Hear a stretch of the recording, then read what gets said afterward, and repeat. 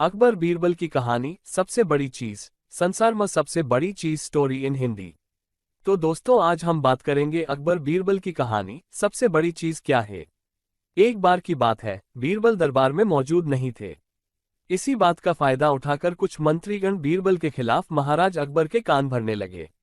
उनमें से एक कहने लगा, महाराज आप केवल बीरबल को ही हर जिम्मेदारी देते हैं और हर काम में उन्हीं की सलाह ली जाती है। इसका मतलब ये है कि आप हमें अयोग्य समझते हैं।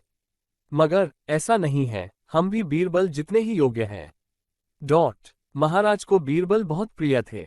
वो उनके खिलाफ कुछ नहीं सुनना चाहते थे, लेकिन उन्होंने मंत्रीगणों को निराश न करने के लिए एक समाधान निकाला।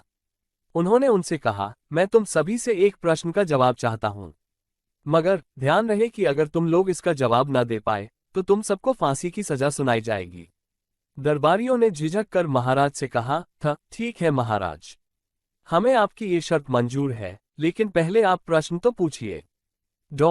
महाराज ने कहा, दुनिया की सबसे बड़ी चीज क्या है?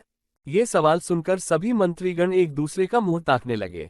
महाराज ने उनकी ये स्थिति देखकर कहा, याद रहे कि इस प्रश्न का उत्तर सटीक होना चाहिए। मुझे कोई भी अटपटा सा जवाब नहीं चाहिए। इस पर मंत्रीगणों ने राजा से इस प्रश्न का उत्तर देने के लिए कुछ दिनों की मोहलत मांगी। राजा भी इस बात के लिए तैयार हो गए।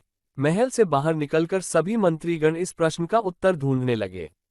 पहले ने कहा कि दुनिया की सबसे बड़ी चीज भगवान है, तो दूसरा कहने लगा कि दुनिया की सबसे बड़ी चीज भूख है। तीसरे ने दोनों के जवाब को नकार दिया और कहा कि भगवान कोई चीज नहीं है और भूख को भी बर्दाश्त किया जा सकता है, इसलिए राजा के प्रश्न का उत्तर इन दोनों में से कोई नहीं है। धीरे धीरे समय बीतता गया और मोहलत में लिए गए सभी दिन भी गुजर गए।